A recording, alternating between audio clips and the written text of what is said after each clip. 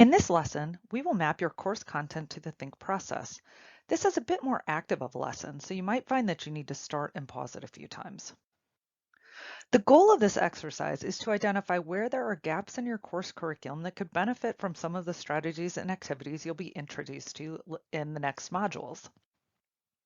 There are two digital worksheets that you will use in this exercise. The first is the course timeline, where you will map current topics and assignments and connect those to stages of the critical and creative thinking process to see where there are gaps and opportunities. And the second is the assignment worksheet, where you can record existing, modified, and/or new assignments to the critical and creative thinking process. These exercises are meant to help you see more clearly opportunities for critical and creative thinking integration. Many of our courses are organized around specific content, topics, and ideas that we want to make sure students know.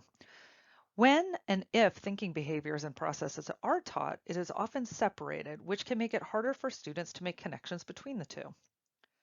A main goal of Think is to explicitly and consistently include thinking processes and behaviors within all types of courses, but especially those that are primarily organized around discipline-specific topics and information.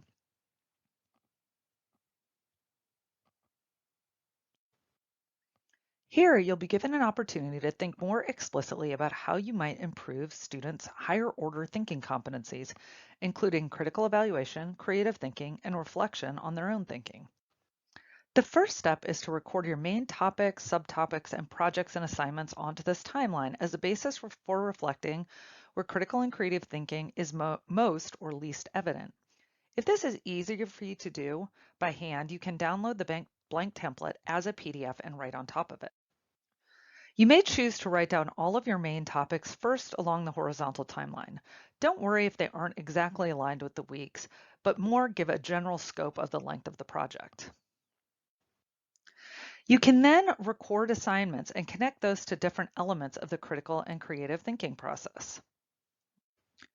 Another option would be to work more vertically and record topics and assignments as one unit. Next, think about some ways that you might modify or add a different framing to these existing assignments. Could you add a reflection question that hit on some of the behaviors that are currently missing? Could you have students document and reflect on the process they went through, what they were thinking, why they made the choices that they did? This initial modification can be as simple as adding the think language of precision, accuracy, novelty, etc. to make their thinking visible. Congratulations, this is the end of the module. Next, you'll be introduced to some more specific teaching strategies and tactics that you can use as you are further developing and reframing your curriculum.